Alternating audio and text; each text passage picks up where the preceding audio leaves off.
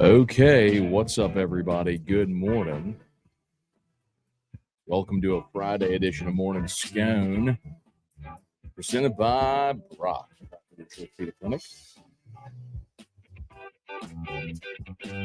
Hudco Roofing, HudcoRoofing.com, Restored Motions, RestoredMotions.com, and ProChargeEV, ProChargeEV.com. All right, y'all, happy Friday.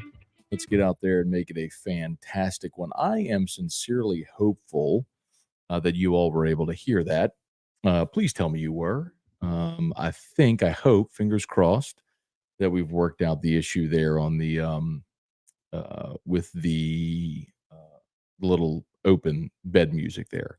Let me know if we didn't, but you should have been able to hear it better today. Anyway, all right, let's fire away. LSU, the women played last night. Both Angel Reese and Anissa Morrow. Right. Gosh, dog it. Okay. Both Angel Reese and Anissa Morrow had double-doubles in the game. LSU beats Vandy 85-62. One where LSU raced out to a big lead and never really looked back. It was 22-7 after the first quarter. LSU led 39-20 at halftime, and they never really looked back. So really nice day for the Tigers after your back-to-back losses, which were disappointing, right? I mean, you had the hard-fought loss to South Carolina, and then you went on the road and you weren't ready to play. You got popped by Mississippi State in a close one, 77-73. And then you bounced back. You know, you had a week off, got your legs back under you. They blew out Florida 106-66, most points scored in a conference game for the LSU women. And then you go on the road against Vandy, another spot where you're playing a team you're better than them, but you still had to go perform. And you're better than Mississippi State. You went on the road and you lost. So and Vandy had beaten Mississippi State and Auburn, two teams that beat LSU. So Kim Mulkey got their attention. They went on the road. They took care of business. Now you come home against Alabama. So see if they can finish strong. It was just good to watch. Good to see if you watched the game last night. Kind of see everybody. I think I need to mute that. I don't want to mute that, though, because if I mute that, I'm afraid I'm going to mute this. Let me try this. Tell me if you can still hear me. I hope I didn't just mute my mic. I should still be good. Can you still hear me? Please just give me a thumbs up if you can still hear me, please. Just real quick. Can't hear me that good. You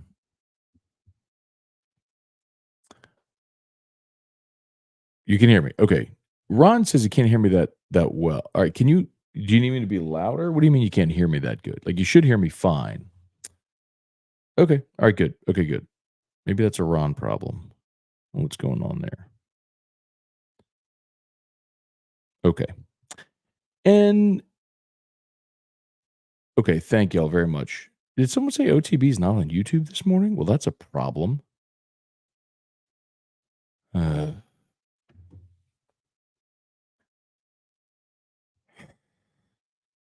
Okay. We'll say some good mornings here. We'll floss and fly, blow and go.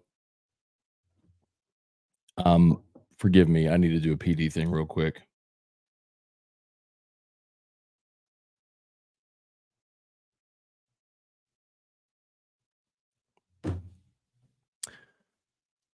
Okay. Also last night, a Pro Football Hall of Fame class was announced. Lamar Jackson wins his second MVP. Congrats to the Hall of Fame electees. Last night, they had leaked some of them already, which was weird. I don't know why they leaked some of those, but Julius Peppers, Devin Hester, and Steve McMichael had been leaked already. But we also learned that Dwight Freeney, Patrick Willis also, and Andre Johnson. So bummer for Jari Evans. You'll have to wait another year. I don't think that Jari Evans is necessarily a lock for the Hall of Fame. I think there's some people who think he is, but there's when you look at guys like Alan Faneca and Kevin Mawai, who had better, more decorated careers than Evans. Evans was magnificent, but those guys were better for longer, and they had to wait their turn. I don't know that Jari Evans is a lock. I hope he gets in, but I think it's far from a certainty. So anyway, all right, let's say some good mornings here. Let me know.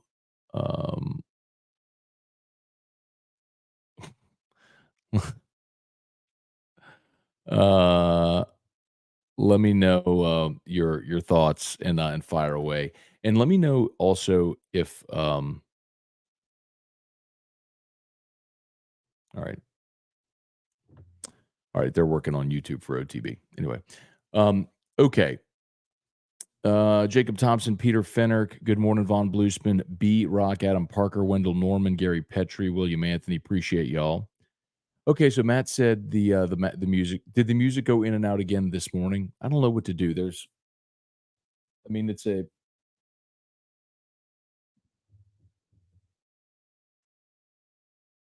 I don't know. I mean, I have the volume low. My levels are good on the board. For some reason, it's just not going through. And this sounds fine, right? Y'all tell me y'all can hear this fine, right?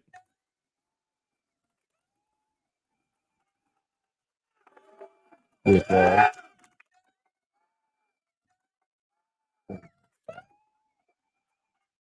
like that should have sounded fine. Anyway, weird. Brian Penn, Tim Gotrell figured it out. Zach Swan, Christian Geiger, Trivia Carter, Bubba Smith, Brandon Hoyt, Nick Newbill, Antron Hemingway. What's up, y'all? Good morning. Tiger Diver. All right. Trying to get your comments past all the little thumbs up. Y'all please smash the like button if you would on YouTube. Subscribe up to the channel. Facebook, please like the Matt Moscona page, share the post. Okay. All right. Leon said, Morning Scone, going to NOLA for any parades this carnival season? I'm not, Leon. I did the Mardi Gras thing pretty significantly in college, and I sort of Mardi Gras myself out. There might be a time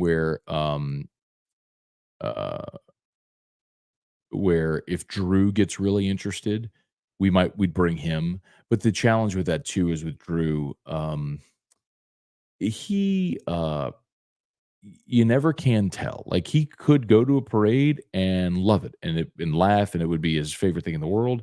Or you could take him and he would be miserable and like literally you last like literally a minute. You're there for a minute and you're like, we just have to go. This is and so do you really take all the effort to do it? It's just you kind of wait till he's maybe a little older and better able to handle stuff like that. So no, I love Mardi Gras balls. Like I love going to the Endymion ball.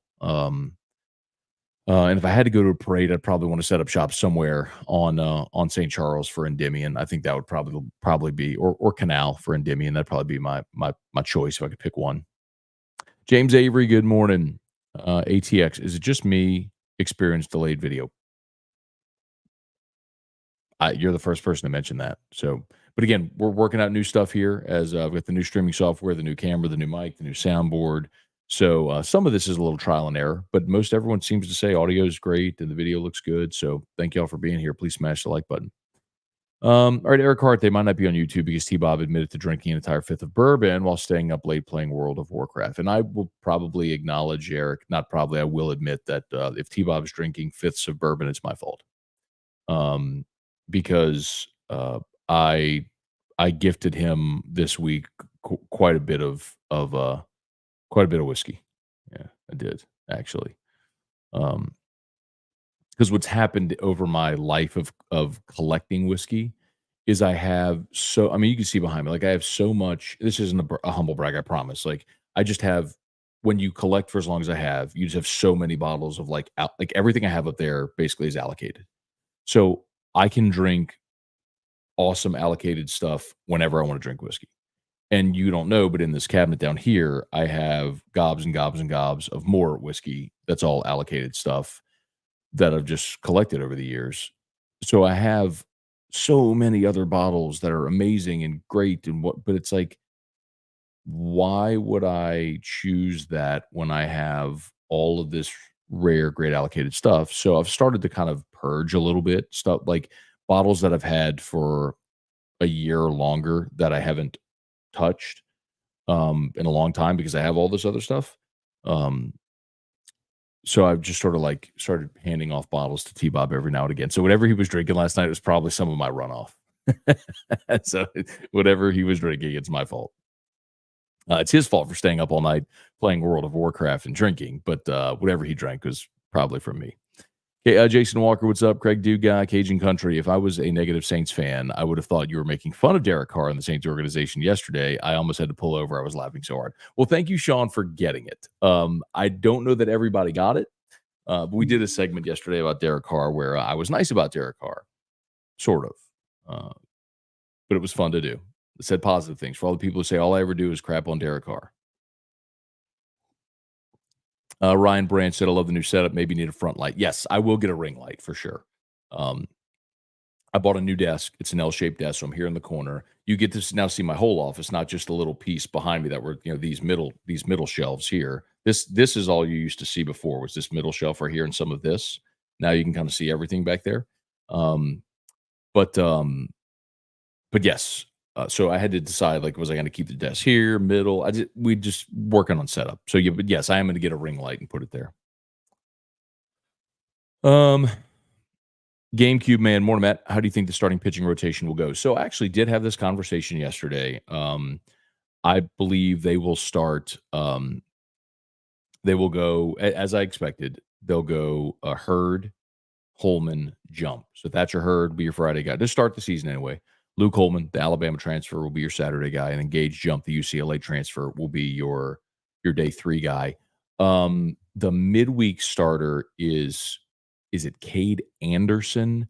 He's a freshman from St. Paul's. Shout out Brain. And pretty sure I got it right. Cade. There's 2 Cades. There's Cade Woods, and there it is. Cade Anderson, number 32, freshman lefty. He has been awesome. So they think he's going to start the season as the midweek guy. And then I'll be curious. I'll be curious what they do at catch. So I'll tell you what I think the opening day lineup is, at least the starting 9. Catcher, I think, is the big question because I don't know. They're going to platoon Neal, Milazzo, and Travinsky.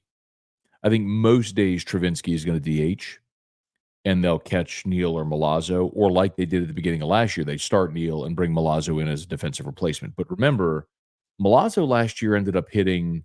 That was the big thing, man. I try to tell y'all, and I know everybody criticized Milazzo forever because he was an out, and I told you, like, you'll sacrifice. Remember how many times we had this conversation? You'll sacrifice a bat for a glove, an elite glove at a premium defensive position, and we've given you the examples forever. Andrew Stevenson in center when he hit 180, but played because he was basically like 2 outfielders out there. Milazzo last year hit 289. He cut way down on the strikeouts, and his on base percentage was 369. So by comparison, Jordan Thompson's on base percentage was 365. So I'm not telling you it was great, but he wasn't an automatic out at the bottom of the lineup anymore. I mean, Thompson hit 246, Milazzo hit 289. Dugas hit 290, Milazzo hit 289. Kling hit 289. You see my point? Like Pearson hit 226, Milazzo hit 289. See my point? So he wasn't an automatic out last year. So there might be some thought that Milazzo gets more run, but I think you will see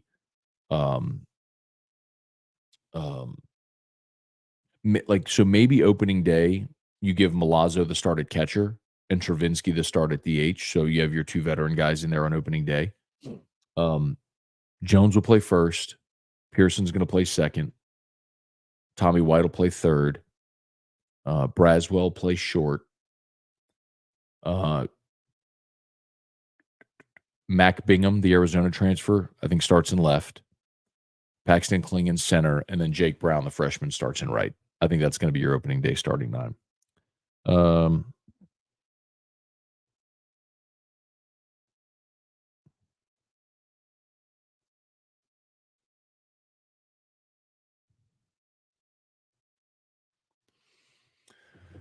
Oh. Everybody thinks they want to be a manager until you realize that everybody's problem is automatically your problem. Anyway, I'm trying to work on this YouTube thing for OTB. So we got good people though. Paul and Taylor are going to figure it out. Great dudes, work hard. They do awesome. Seriously, Taylor Sharp, Paul O'Neill. I don't mean to just single them out because we have a bunch of awesome staff, but those two are great. Bill Strassner, Christian Geiger, Cajun Country. If Will Wade goes to Bama, I will cry. Not another one.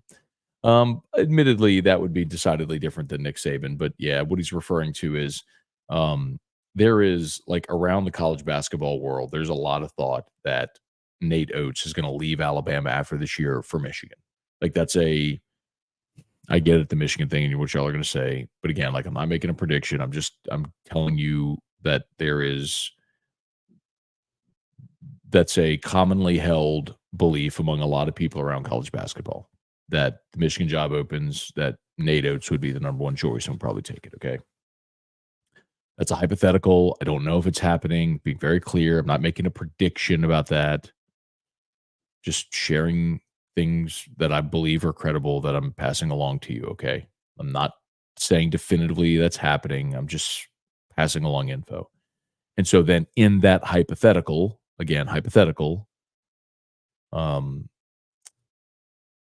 I think Will Wade would be a really interesting option for Alabama if that were to happen that way.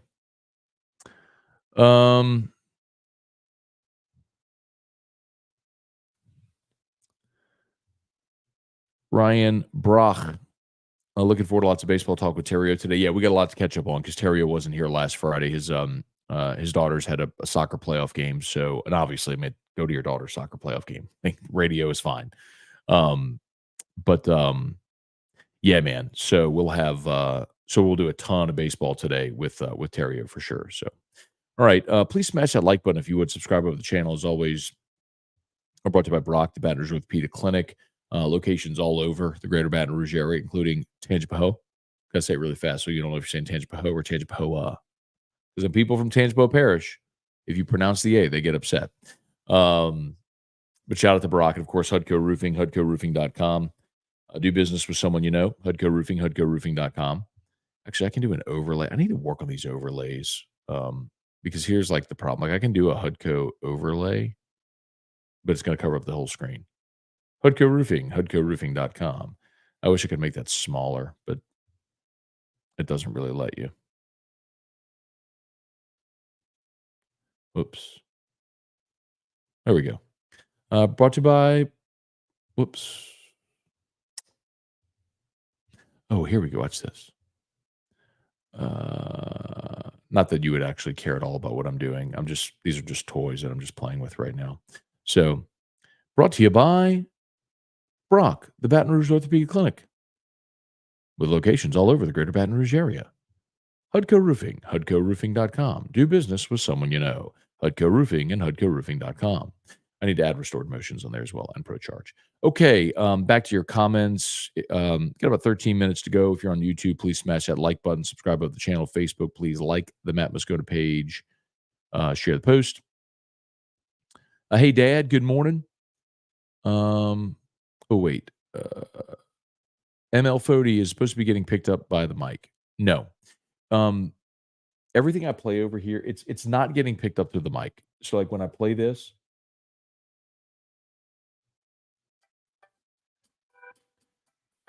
it's not getting picked up to the mic because it's not playing locally here. It's only playing here in my earbud. Like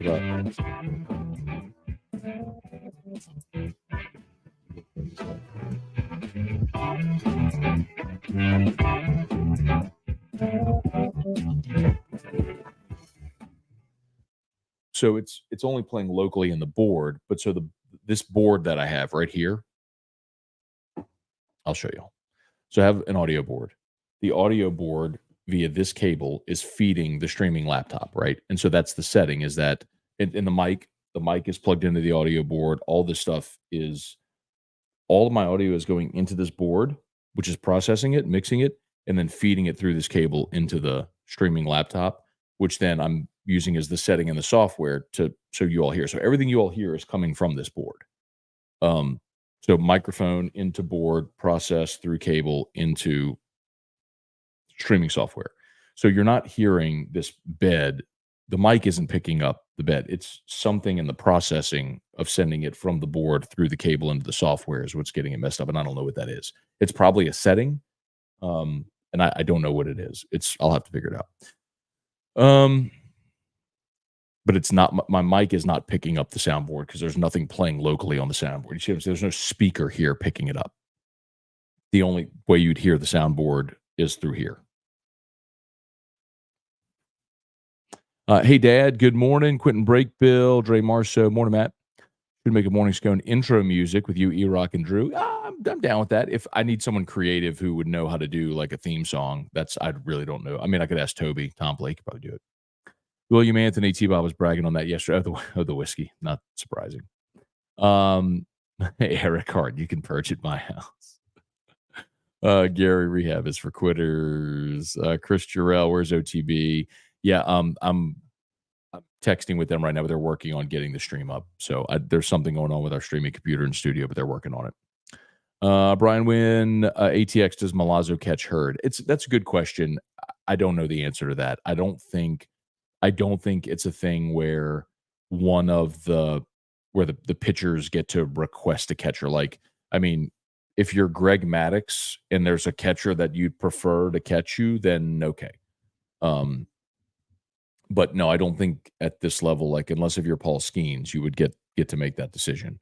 So no, I don't think that's how it's going to go. I think you're going to see a platoon with Travinski, Milazzo, and Neal. Be interesting to see Neal coming off the injury. And again, like how much has Milazzo's bat continue to improve? Because if he's your best defensive catcher and he continues to get on base, then it's hard to justify not having him in the lineup. Neal, I think, has the higher ceiling, offensively, certainly. And Travinski, you want Travinski's bat in the lineup, so he's going to DH for you a bunch this year. Taylor Hudson, morning, Matt. Happy Friday. Do you think Hurd will be a true ace for us this year? I mean, Taylor, he's got the potential to do it. I mean, we saw it last year. The stuff has never been the problem. You know, finding the command and the consistency last year was his issue, but once he figured it out, he was dominant. So I think what a lot of us are going to have to do, Taylor, is we're going to have to recalibrate and understand what an ace looks like. And it's not Paul Skeens. Paul Skeens wasn't an ace. He was an alien. Okay, so you're not like Paul Skeens broke Ben McDonald's 34-year-old strikeout record. Right? So like we literally haven't seen anything like Paul Skeens in more than 3 decades. So you can't think Thatcher Hurd is going to be Skeens because nobody's going to be Skeens. So what does a Friday night ace look like? A guy that's going to go and give you 6-7 innings every Friday night and give you a chance to win every Friday night. That's what a Friday night guy is. Not we're giving you the ball and we know the other team has no chance. That was Paul Skeens. But yes, I do think Hurd can absolutely be that. And remember, Luke Holman was Alabama's Friday night guy last year. So you've already got a guy that's been a Friday night guy in this league. Ryan Amanda Guidry, Rocky Killian. Will you go to Alec Box this year? I'm sure I'll make it out there, Rocky. Not a bunch, but I mean, we don't get to make it to a ton of games, but I'll make it out for a couple of games a year usually. Tiger Diver, did you happen to see Ole Miss post on X for Patrick Willis? Great form tackle against LSU in 05. Only problem, they lost 40-7. I was at that game, covering that game for Tiger Rag, as a matter of fact. And Patrick Willis was a monster. I mean, he was one of the best linebackers I've ever seen. Matt Plavidal, who do you like as the closer and setup guy? That's going to be really interesting to see how that all plays out. They love this kid who's the JUCO kid out of California. Hang on. I think you will see. I mean, you will see Gavin Guidry in late game situations, but I don't think necessarily you're going to see it as a like closer setup. Like I don't think it's going to be like that. I think it's going to be who do they trust in leverage situations. What is this kid's name? Fidel Ulloa. Ulloa. He's out of San Joaquin Delta College out in California. He's a JUCO. He's a righty, 6'2", 205. I think he's going to be a back end of the bullpen, like leverage situation guy. I mean, we haven't even talked about Ackenhausen and Griffin Herring. I mean, they are like the depth of this pitching staff, y'all. I was talking to Buddy yesterday, one of my scout friends yesterday. And he was just reemphasizing that. He's like, "Look, you don't have Paul Skeens, but you are so much deeper." Skeens was awesome last year, but it took a while for Floyd and Hurd to come along. One of the big complaints that y'all had all year was about the bullpen. Well, this staff is undeniably deeper than what they had a year ago, and they're going to be great. They're just going to look different. They're going to win in different ways. Last year you bludgeoned the baseball and you had Skeens until you figured out the rest of your pitching staff. This year, it's kind of the inverse. You're going to have a ton of arms. I mean, it's just going to be a relentless, just conveyor belt of elite arms after elite arms. So here we go. David Bass, Cajun Bradley Cooper. Good morning. Brant Roban, last team to go back to back was Oregon State. Last LSU team 97. If we get the underclassmen settle in, just maybe. Yeah, and LSU should have three-peated. They were in the winners bracket in 98 and then got cold, wind blew in, and they lost back-to-back days to USC, who then beat Arizona State 21-14 in the national championship game. Anyway. Drew Haas, what's going on? Chris Jerell. Didn't Juwan Howard make the championship game not long ago? Yeah, Michigan was in the championship game when they had Spike Albrecht, if you remember. Although I don't know if Juwan Howard was the coach of the team then. I don't think he was. I think that was Steve Fisher was the coach of the Michigan team.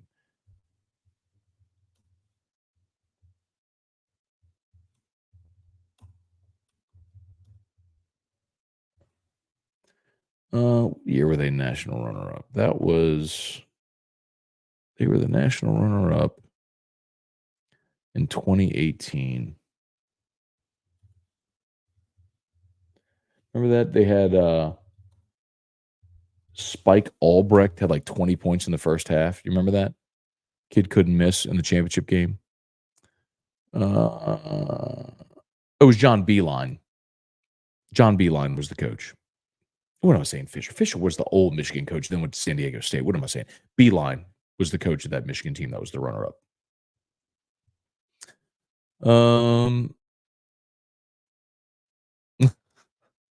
Thomas Bagby, Matt, did you take out OTB so we'd watch you this morning? No, not at all. I'd much rather you watch OTB. Please. Why don't you put it as the ticker at the bottom? Put what as the ticker at the bottom? Gabe D, good morning, Matt. Like to drop off some River Road coffee to you guys at Guarantee Media. Come on, Gabe. That'd be great, man. Just pop on in, and if none of us are there, you can leave with Judy at the front desk. She'll make sure she get that it gets to us. That'd be great, man. Thank you. Brian Bruck. Little pick, big pick. Still can see the hat. Matt Plavidal, what's going on? Tiger Diver, you need a Todd Peterson drop. Not a bad idea. Mark Vitanovich, Journey and Toto play in Biloxi tonight. Okay. I like Africa by Toto. It's probably the only Toto song I like. Oh, no, they do Rosanna too, right? Take you all the way. Rosanna, yeah. If that was on radio, that totally would have just been clipped and played forever in perpetuity. Cody DeVilliers, how did Lady Tiger basketball look? They looked great last night. Reese and Morrow each had a double-double. They got up early. They never relented. It was a really solid road win. Back-to-back dominant wins after their back-to-back losses. They look like they're back on track. William Moore, can you explain the 7-day window that Coach Brian Kelly talked about? Yeah, so the signing period isn't just a day. Right, so most everybody that's going to sign in December or in February sign on the first day, but it's a signing period. So you don't have to sign on the Wednesday. It's the signing period lasts. I thought the signing period was 72 hours, but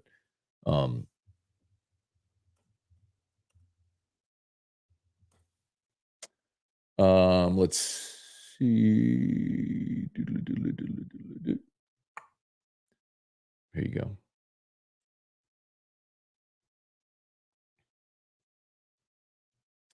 So,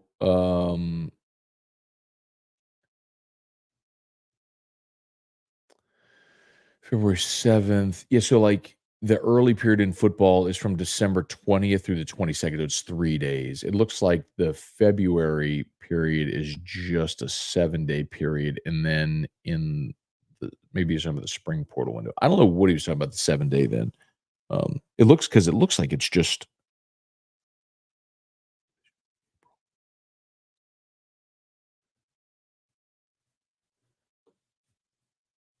it's Division One football. The final signing date April 1st. That's weird. I don't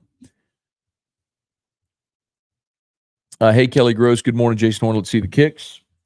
Just dunks this morning. I like him though.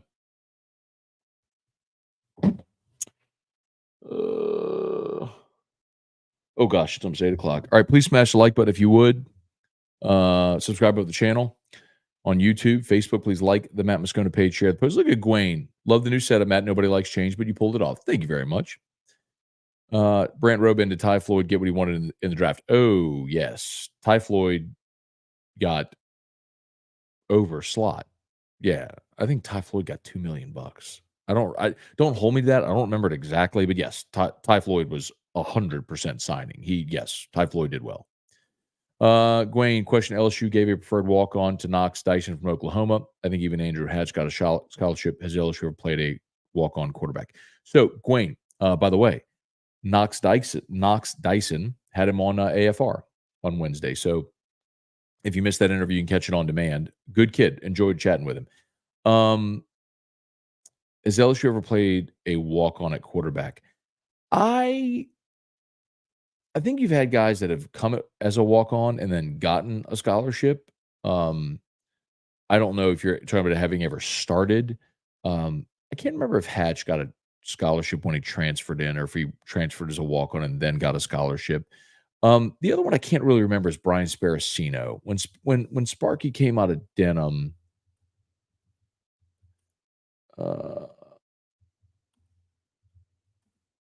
I can't remember if he came as a walk-on or if he came as a scholarship quarterback. Hang on, I'm gonna find out real quick though, because now I'm curious. That would have been 90. Because Sparacino, because Herb Tyler got hurt at Florida in 96. And Sparacino went in the game. Okay. Sparacino came from JUCO. Okay. So Sparacino was part of the 96 class from Northwest Mississippi Junior College. So he was a scholarship player from JUCO. So I don't know, man. I'd have to ask like Hannegriff would be someone better to ask that, or Todd Politz or somebody like that. Michael Cook, good morning. Rays are the only downside. I can't see exactly which bottle Scone has, so I can't see what to try next. Man, if you ever want to, if you're curious what anything is back there, just let me know. I'm happy to grab one off the shelf. Peter Fennick, love, peace, and chicken grease. Lady Jack says that every day, man. Fonz, let's see. I'm sure Matt already talked about it. Did I miss something about no OTB? No, apologies, man. I was checking with Taylor. And